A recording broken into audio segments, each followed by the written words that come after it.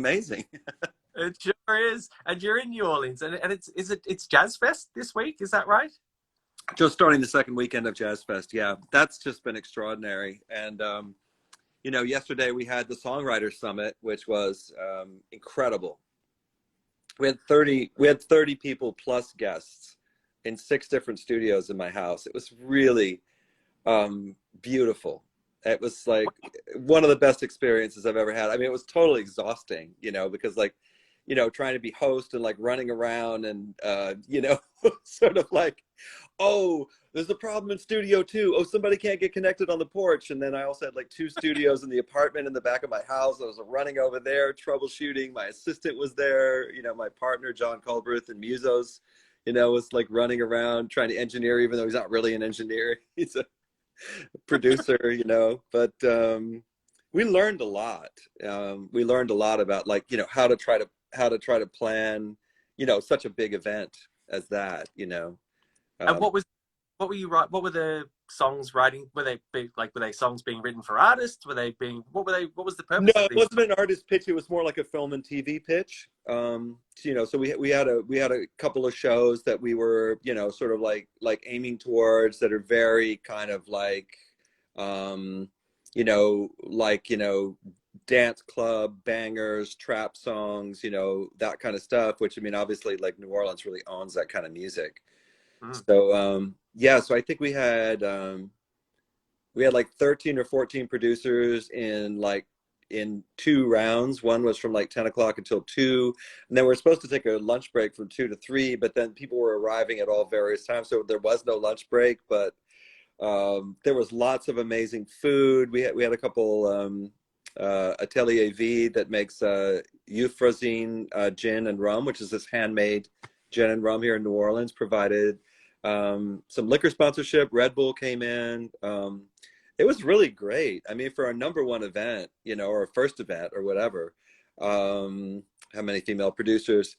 I think there were 3 female producers, 10 male producers, but I would say more of the artists were female than male, as far as like rappers and singers. I mean, it was a real great balance of men and women at the event. I would say it was at least 50-50. It might have been more women actually at the event. Okay. And there's so many amazing female artists here in New Orleans. It was something else. Yeah. And, oh, hello. Hey, Lionel Richie, my cat. He just got out of the hospital this morning, so he's being like super like in my grill. Oh, I hope he's all right. I hope he's okay. No, he had a laceration on his side, and I kept taking him out early, and he kept like pulling it apart. So like the 3rd visit, I decided that I would board him for 6 days, which was really hard, you know. It was like hard to like leave him there overnight. It was like also hard to not have him here with his brother. But it was great, you know, that my cat's named Lionel Richie, and then last week Lionel Richie played at Jazz Fest, and so I got some pictures of the actual Lionel Richie on stage, and then also I did like a sidebar with the picture of my Lionel Richie, my own personal Lionel Richie. Yeah. Nice. Does your Lionel Richie have any talents? Not yet. I think he's still deciding what he wants to do for his career. But I think that he should probably be involved in customer service of some kind, because he's. It's because I know you spent a long time in New York, but you're back in New Orleans now, which is where you actually grew up, and it's such a fascinating story. And I don't know whether this is apocryphal, but you were essentially raised in a jazz club that your parents owned. Is that correct? Yeah. Yeah. I mean, not from birth, but I think from like maybe the age of 2 to the age of 7. Yeah, my mom and dad, they had a club on Decatur Street called the Gaslight, and my dad had his own trio that he played with, and he also had a residency for 24 years at the Montleone Hotel. So he would do his evening show at the Montleone, and then he would walk from the Montleone to the Gaslight, where my mom was the bar manager. and then he would play from like 10 until 2 a.m. Wow. Yeah. So so yeah, I mean, it's you know, we were talking the other day about the book that I'm working on. I think you know, one of the chapters that I'm kind of putting into probably like the introduction of the book is that I do have these very, very vague visceral memories of kind of like hearing this thump sort of coming through the wall, because I think that there was like a little room upstairs, you know, that might have had a crib or something. I mean, it's almost like it's almost one of those kind of like fading dreams that happens in the morning when you wake up. Right. But yeah, I mean, I think that like one of my earliest memories of music is just sort of like that sound of bass coming through the wall, which of course, you know, is kind of the nature of low frequencies, right? The low frequencies come through walls and high frequencies don't, because low frequencies are like 20 feet long, you know? Mm. So And yeah, I think the question about the book, so I really started out trying to sort of encapsulate a lot of experiences that I had with some really seminal artists that had a big impact on me. So, you know, I wrote a chapter about Aretha Franklin that had to do with like always being record because the first time I worked with Aretha, I put the tape machine in input and I hit the play button. And then after 2 minutes, she was like, okay, well, let me hear that back. And of course, I oh, was terrified. what happened? Went down my spine and I had to get on the talk back and tell her that I hadn't recorded it. You know, she's like, well, you know, let that be a lesson to you, son. Always be in record, you know. Uh, which I mean, thus far, you know, I mean, since that session, you know, it's probably been about 35 years. I mean, in Pro Tools, you don't have to worry about being in record anymore because, yeah, you do have to worry about being in Quick Punch, because if you're not in Quick Punch, you might not be able to capture something that somebody says. But I think that that says a lot about creativity, that, you know, people's initial reactions to a track, which, you know, yesterday was a great example of that, you know, just kind of like bopping from room to room in my house, you know, just hearing how, you know, how fast people were coming up with hooks, you know, literally within a matter of minutes, you know, like hearing the track, they're like, okay, I got something. And then they just jump on the microphone and start writing. And Right. I mean, I think the other thing about it that was really great is that, you know, I think it just like a lot of other cities, you know, there are always kind of like production and artist cliques of people that are always working together on a regular basis. And kind of what the Songwriter Summit that we did sort of opened up the opportunity for was people to just walk into a room with, say, a group of producers or with a beat maker that they'd never worked with before, and just kind of like, you know, react to the track and say, okay, wow, this is great. I want to jump on this right now. Mm. We're gonna jump around a little bit there, because you just raised something very interesting, which I can't let go, and that's Aretha Franklin. So tell me about, so how do you even end up in the room with Aretha, and what is it like being in the control room while she is singing on the other side of the glass? Well, I mean, you know, it's you know, a lot of my experiences, a lot of my seminal experiences in my career, I think had a lot to do with being in the room with somebody special. Mm. You know, I talk in the book about working with Prince, working with Chaka Khan, working with Aretha. Um, you know, I think that that's being in the control room is really the moment where you really get goosebumps a lot, because people hit a particular kind of note, or they hit a particular kind of performance, or they push themselves beyond something that they expect that they're going to be able to do on a daily basis, or just like the song comes together in a particular way where it suddenly like jumps to another level.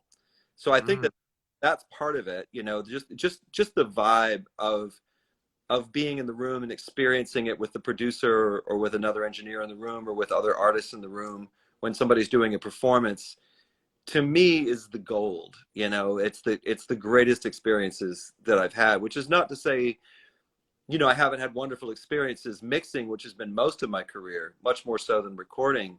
Mm. But, you know, to get to that aha moment where you actually have goosebumps in a mix might take you hours or days or months. You know, it's like making a movie, right? You know, you're kind of you're kind of bringing detail to the song bit by bit, And usually when it starts out, it's really shitty, and there's like a long, long grind that you have to go through to just kind of like clear out all the muck, you know, Yeah. from the mix. And it's very much it's a production process. But I would say that like similar things have happened to me, you know, with players or programmers in the room when we're working on a song, and like we're just trying to figure out like, you know, what's going to be the right groove or what's going to be the right lift for this particular song to kind of, you know, take it to the next level. And it's always great when you're with, you know, a string section, or you're with a guitar player, or, you know, you're with, you know, some kind of instrumentalist, and they hit something, and like you could just, either you could feel it, or like everybody in the room is going like, oh my God, you know. And it's like, you know, that's the essence of what's exciting about you know, collaborating and creating art together with other people, you know. Yeah. It's those aha moments where you're just exuberant, or you're just excited, or you're giddy, or, you know, in the case of singers, I often get goosebumps, particularly with female singers, you know, when they just hit a particular kind of thing. I don't know what it is about female singers. I've mostly worked with female singers in terms of like my biggest successes, you know, Lauryn Hill, Aretha, Chaka, Mary J, Christina. You know, these are all just extraordinary women, you know, in their own right, but also women who have figured out a way to use, you know, the qualities that they have in their voice to show vulnerability. And I think Mm-hmm. it's that combination of vulnerability and power at the same time that makes magic. You know, it's like I always compare it to that, you know, that "and I" moment, you know, with Whitney in you know, "I Will Always Love You." You know, Yeah. that's when everybody goes fucking crazy. But you know, Toni Braxton is another example of a female singer who can just deliver that kind of magic. And I think that that's the essence of what hit records are made of. And I, you know, not disparaging anybody's production, but I really do believe that any kind of music or backing track is really only kind of like supporting wallpaper to the vocal performances, which to me has always been the most important thing to me. Is Right. yeah. Yeah. You mentioned Chaka Khan there, and I understand that she was actually really instrumental in teaching you a lot about mic technique. Is that the case? And what did she teach Well, you? that's the first time that I'd ever experienced that kind of extreme sort of mic technique. I mean, Aretha used mic technique. Obviously, like all accomplished studio singers know how to get in there when they're whispering or when they're doing quiet, and how to kind of pull like way back, you know, when they're belting. And I think that that really comes from sort of the history of recording. That, you know, I mean, this is even before, you know, compressors really came into play in the music business. I mean, you know, it was, you know, when James Brown, I remember talking to James Brown's bass player when we were on the road, you know, talking about how everybody would set up in the room around this one microphone, and James would always be like kind of tamping down the guys in the band. I mean, I didn't realize that you know, on like a lot of these amazing, like funky hard tracks from James, like Mother Popcorn, they were all playing really quiet. Mm. But because of, you know, the way you're able to amplify things, you know, in recording, I mean, it sounds like these guys are killing it. But he was like, no, actually everybody in the room is playing real quiet, because James wanted to make sure that everybody heard every word of what he was saying. Right. So, you know, I mean, from Louis Armstrong to James Brown to Chaka, you know, like everybody has taken advantage of what's called proximity effect, which is like how close you actually are to the microphone. And in the sense of, you know, very quiet stuff, when you get right up in on the capsule, you know, like a couple inches away, that's when you start to benefit from a lot of the warmth and a lot of the natural distortion that happens. But Right. if you belt 2 inches away from the microphone, you're going to blow up the capsule. And Right. it's not such a big deal with digital recording, because there's sometimes ways in which you can kind of recover from that. But in analog recording, and of course I was in most of these examples that I'm using in my book, you know, we're talking about trying to get it on tape and not blow up the tape. Because if you Yeah. blow up the tape, I don't know, maybe you're fired. or, or they're going to get somebody else to track the vocals. I mean, I remember just being like, just, you know, super anxiety ridden, like with my finger on the fader, with my eyes closed, like listening to the performance, trying to make sure that like I'm easing it up for like the really quiet parts, and then I can see that it's, you know, after you've recorded the same verse into the same B section of the same chorus like 100 times in the studio, you have this essence or this understanding naturally of this is where the song is going. As particularly with somebody like Chaka, you know, she would just like take a drag off her cigarette and then like kind of wail back and just like hit this note. And it was just the most exciting thing in the world, you know? Yeah. And I was quite young. I was really young when I worked with Aretha. I think I was like 22 or 23 years old. And so I had no idea what I was doing. I mean, you know, I think that that's a lot. That's a lot of what the recording business is you like fake it till you make it. You know, I kind of like, I was lucky that like a demo that I mixed when I was, I guess, 21, when I first moved to New York, I wasn't even an assistant yet. I was a gopher.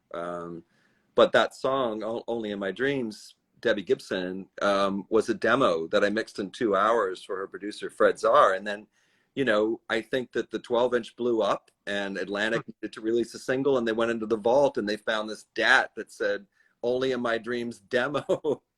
And they mastered it, and it went to #4 on the pop chart. So I got instantly elevated into this position of like, I was a freelance mixer. I got fired from all my studio jobs because I guess they assumed I was going to go elsewhere. Yeah. I think in Debbie Gibson's case, I didn't. I went back to Soundtrack and I spent 2 years working on her first 2 albums, one after the other.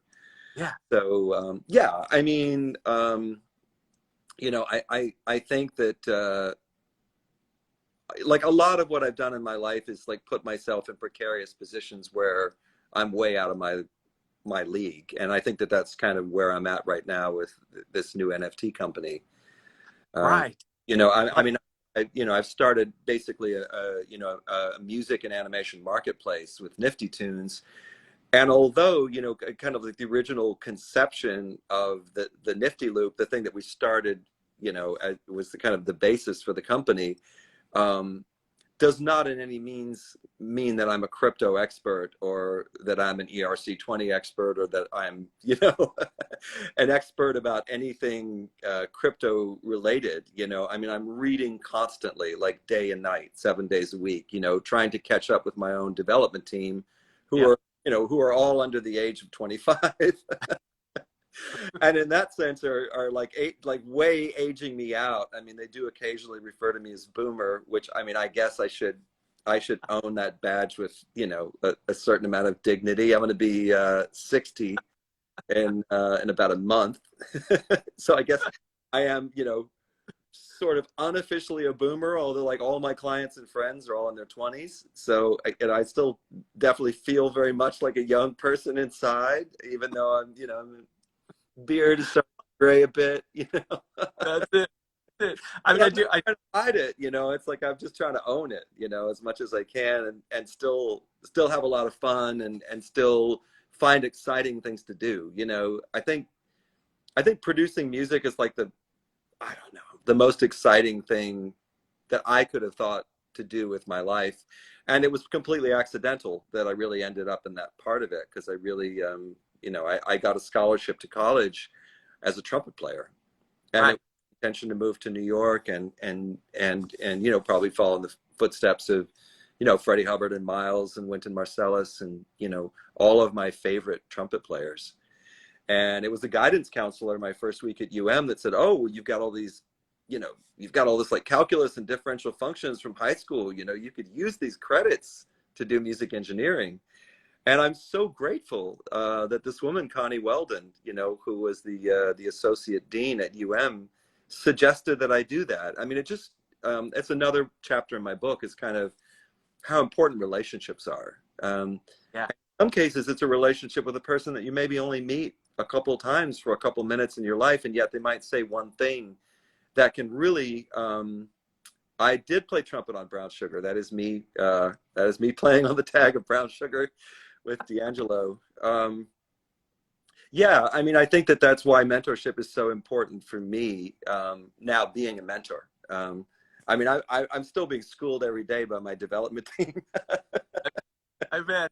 There's one thing you mentioned there, is that you almost kind of got into this by accident, but there was also a drive for you, because if I understand correctly, when you moved to New York, or perhaps before you moved to New York, you sent off letters to 175 letters to different studios Well, looking for. I sent 175 letters. That shows you how many studios there were in New York. Yeah. I got about 40 letters back. I would say 10 or 15 of them were, advertising, technical production facilities.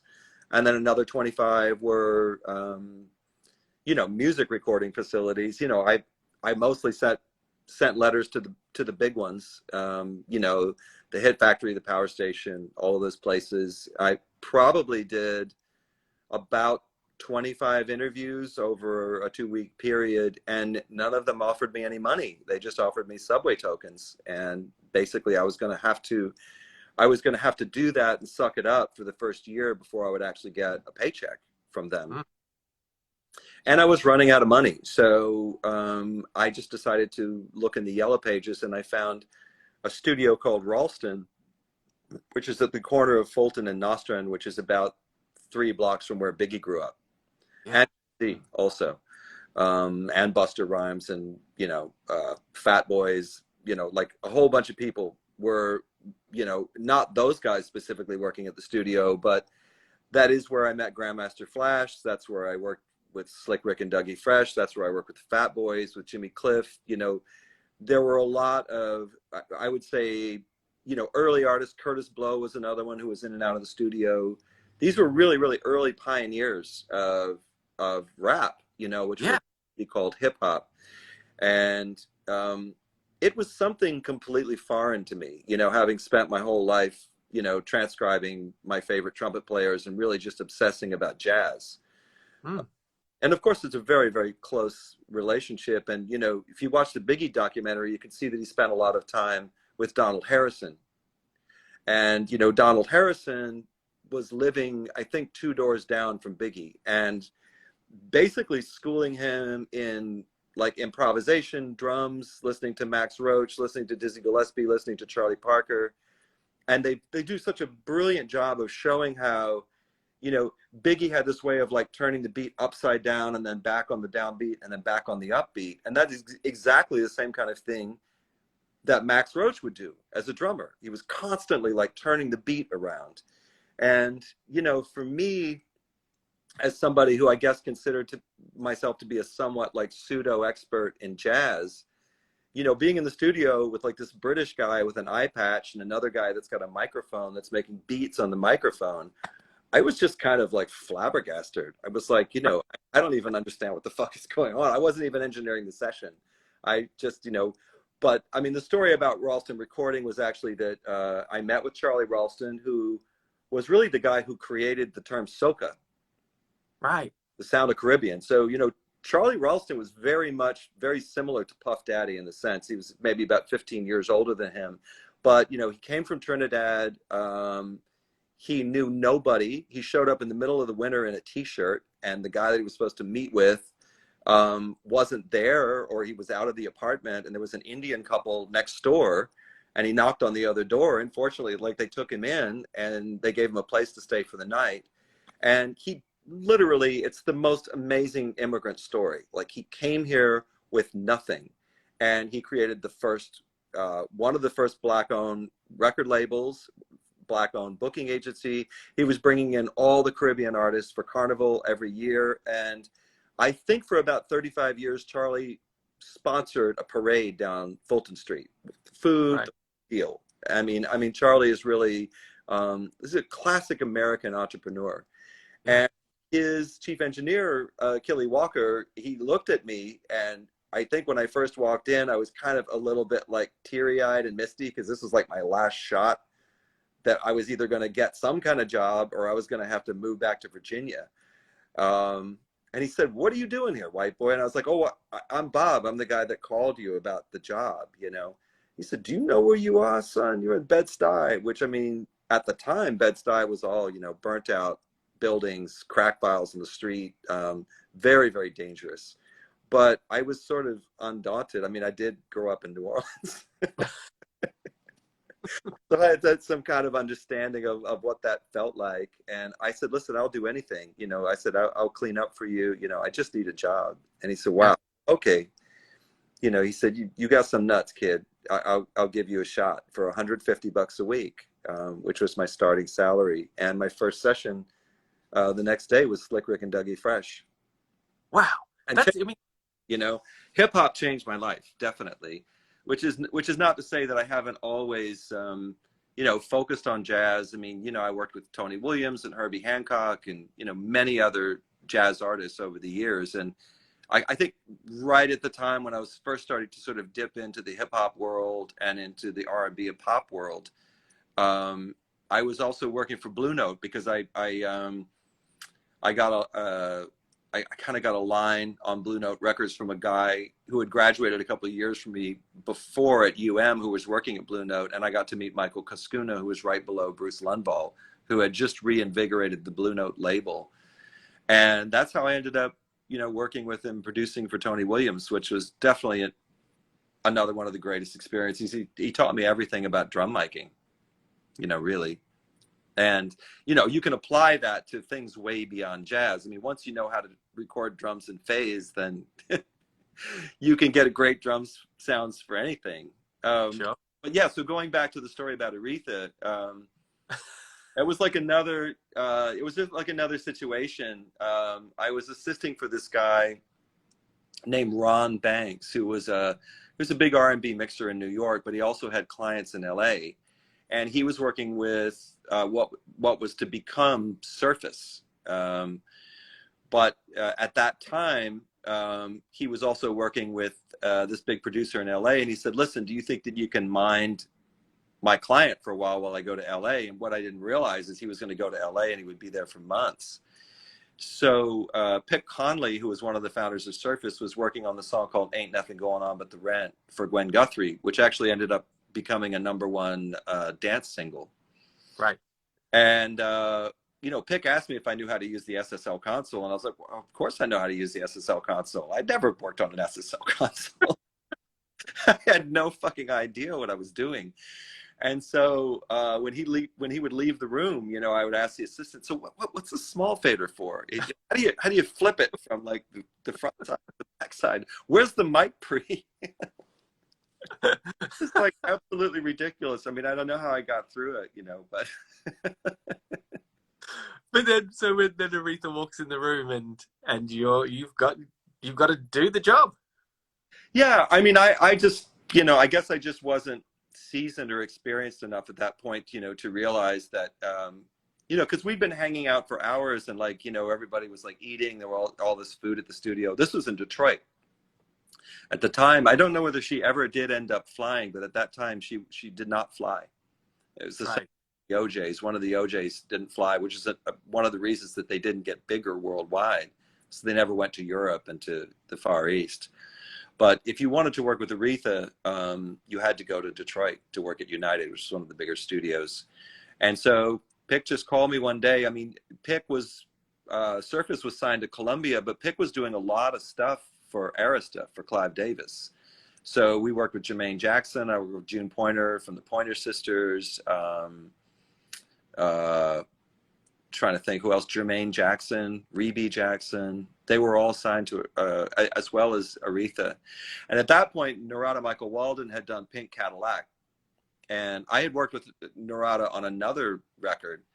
But Clive asked Pick if he could come up with a follow-up to that single, because that was a big single for Aretha. And Aretha hadn't had a hit probably in a while. And then she kind of like resurfaced with this like incredible music video, which is really, really great if you haven't seen it. Yeah. Oh, I think it's Freeway of Love, or maybe it was Pink Cadillac. I can't remember. That was the first single. But anyway, What You See Is What You Sweat was the song that I worked on. And yeah, she just walked in the studio and said, yeah, let's hear the track. And, you know, of course, I just put the tape machine in input and hit play. What an idiot. I don't know what I was thinking. Never did it again, though. I learned my.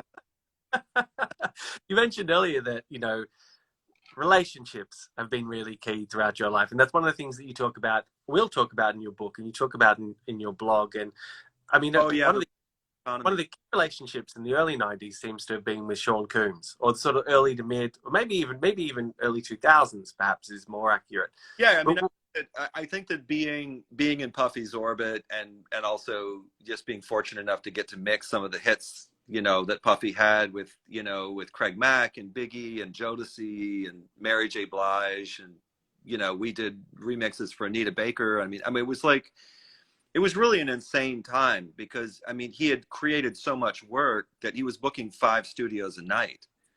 Wow. So, you know, there was this whole coalition of engineers, Tony Maserati, Axel Niehaus, Rich Trevally. You know, I think that there were about 10 of us in this group of engineers. I mean, I was fortunate enough to, you know, to get some really big mixes like Juicy and, you know, Machine Gun Funk and Things Done Change as far as, you know, Biggie was concerned. And also to do Mary's whole first, well, sophomore record, My Life. I always think of it as her first record because the record before she did what was on Uptown. Right. But I also do remember a couple of people telling me when I was younger to always like sort of hitch your wagon to a star, you know, and I've thought a lot about that in terms of like people that have really elevated my career, and they're not necessarily famous people like Puff Daddy. You know, like Graham Hawthorne, who was my first, he was my first roommate, first person that I knew in New York. He was the one who turned me on to Fred Zarr, who was working with Debbie Gibson. Yeah. And, I think I told you the story that, you know, we worked for months on this, you know, this single for Fred's girlfriend, who was a terrible singer. Right. Not to undermine Fred in any way, but I was just burnt out. I was spending every Saturday and Sunday working at Fred's house with this girl who just couldn't sing. She really couldn't sing. You know, she had no sound and she had no pitch. And I would complain to Graham relentlessly, you know, that I just got to bail on this, you know, working with Fred. And he's like, no, man, she's working with Madonna, man. You might be able to work. I never worked with Madonna, but I did end up working with Debbie Gibson when he called me to mix that demo. And, you know, of course, that changed my life. So, I mean, I'm grateful to Fred, but I'm mostly grateful to Graham that he just encouraged me to stick with it, you know. And so, you know, I often say to younger people that, you know, ask my advice about a situation, you know, whatever, they're in this band that's maybe on the rise, or they're working for this producer and they don't see any light at the end of the tunnel. Sometimes you don't see any light at the end of the tunnel, but I do think that that people are much more important than transactions. And I've seen a lot of young people kind of like burn themselves by, you know, trying to negotiate their way through a situation too soon when the relationship is not fully fleshed out. Mm-hmm. I mean, I know a lot of circumstances with people that I worked with where I was really kind of getting the short end of the stick for a long time at the beginning. But, you know, I think that what's kind of proven out over time is that the relationship was everything. And, you know, and now I'm at the point in my career where, you know, I have some people that I had relationships with for 30 or 35 years. Some people I've only had relationships with for a couple months, but, you know, that's very much my approach to the way, you know, I look at the artistic community in New Orleans, that, you know, it's not always about getting paid. Sometimes it's like if you're working with an artist who's legendary, who's one of the greatest artists of all time, and they don't have enough money to pay you, then you just go ahead and do it.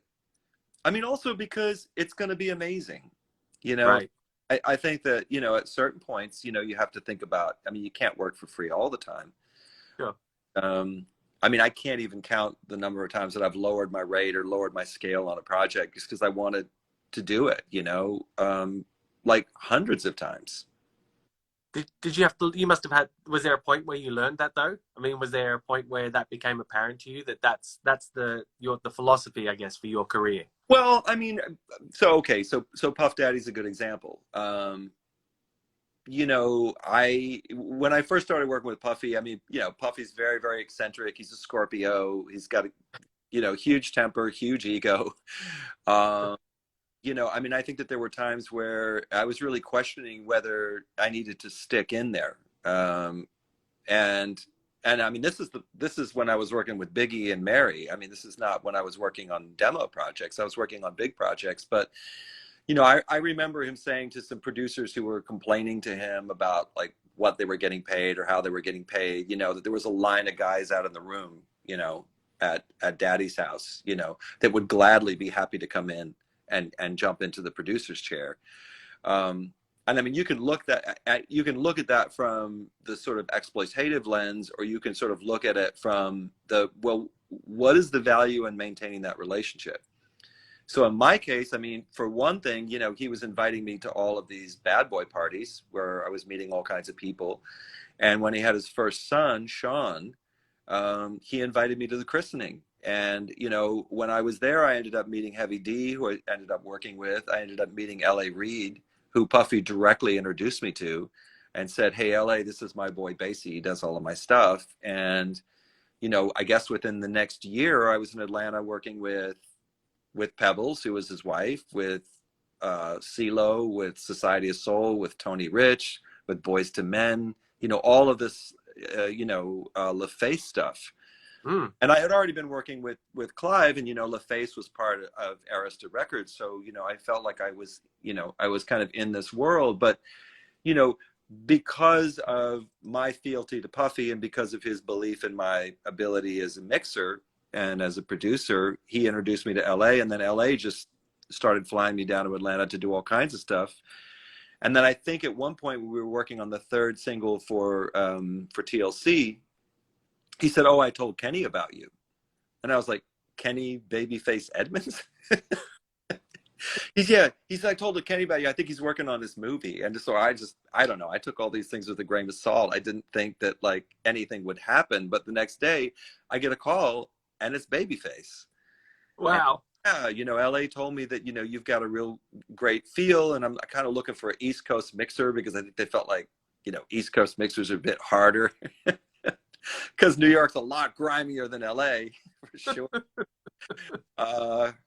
And so, I don't know, 2 days later, I was on my way to Los Angeles. And at that point, Kenny had only done a couple songs for Waiting to Exhale. And I think Forrest Whitaker was very strategic there. You know, he was hearing,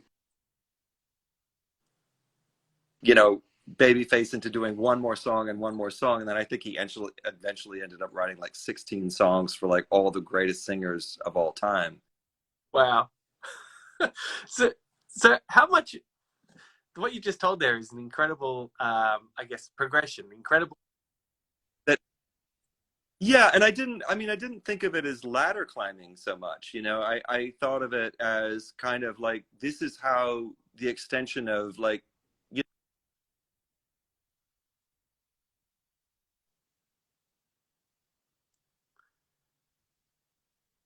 Oh, we've lost your audio, Bob.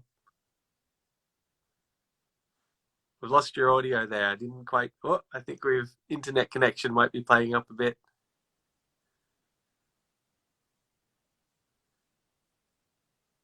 I can see you. I can also see this little circle. There we are. Are we still there?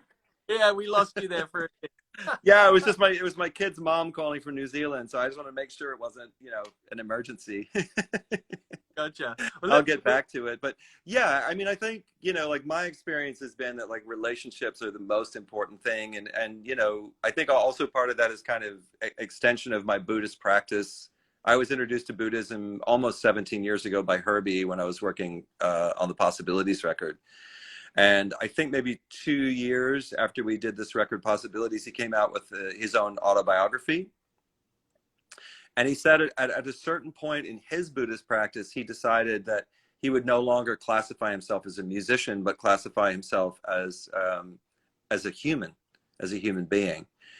And, you know, the more that I've progressed in my own spiritual practice, that, you know, the more I think in terms of when I'm working in the studio with somebody,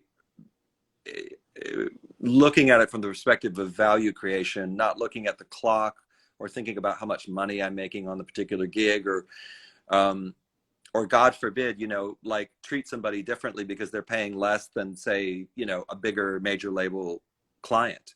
Because in a lot of cases in my life, you know, the independent records that I worked on were much cooler than the major label records, which were much more constrained because at that time, you know, the labels were really quite intense in terms of their desire to control artists.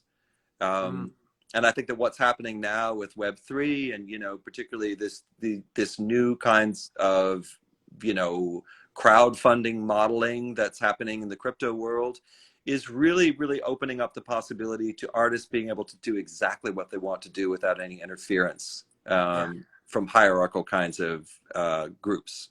Yeah. You mentioned the crypto world there, and earlier you mentioned Nifty Tunes, which is your company, which I'd love to know a little bit more about, because you're sort of getting into that NFT world. How are you navigating that, and what are you actually doing there? Well, I mean, I think that the main reason that I started Nifty Tunes is the same reason that I started the first licensing and publishing company in New Orleans, Musos, which was the sponsor of the event yesterday, was to really help musicians to get long-term value for their music. And you know, I think that I always kind of felt like musicians were not getting paid enough money, and in many cases would never get paid any royalties from the record companies. And the fact that it was not transparent and that all the books were hidden behind a paywall with an army of attorneys, it just, it said to me that there's something wrong with the music business, that people are not valuing music more, or that they're not valuing artists more. And then I think that when the technology companies, particularly the streaming companies, came in and they were taking 99.997% of every transaction, you know, I realized early on that was untenable, and that it was going to create a really bad situation for musicians where they're not going to be able to make a living from their music. So I was really just looking around for kinds of technologies and opportunities where artists could revalue their music and get more for what they're creating. And when the NFT came out and I started noticing, you know, that these graphics that were, you know, say worth $30 or $40 5 years ago were now being revalued at $400,000, it just occurred to me that we could do the same thing with music. There's no reason. I mean, I think that art is incredible. I think visual art is amazing, but it doesn't have the kind of impact on people's lives that music does. I mean, there's never been a birth or a death or a marriage or a relationship or a breakup that's not been accompanied by a song. And, you know, I think people love to go to museums and they love to look at artworks. But I mean, I know that there are songs that I've listened to 1,000 times that I will continue to listen to. Yeah. I really think that music is one of the most valuable things in the world.